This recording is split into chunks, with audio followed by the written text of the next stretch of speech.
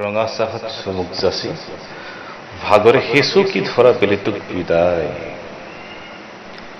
পুনৰ হেলান দি বহিলো। জীৱনৰ অৰ্ডাৰ আহিল।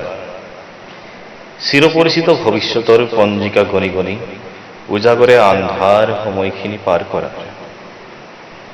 বেলি ওলালেই পুনৰ ব্যস্ততাৰ দৌৰাত্ম্য। সভা বহিল। আজিও ৰাতি মেলৰ সভাপতি জোনাকী।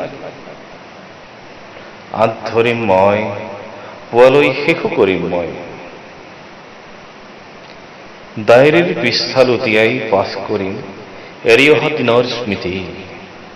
পাঠকো মই, শ্ৰোতাও মই। দিন আৰু ৰাতিৰনো কি পাৰ্থক্য? পোহৰ আৰু আন্ধাৰ।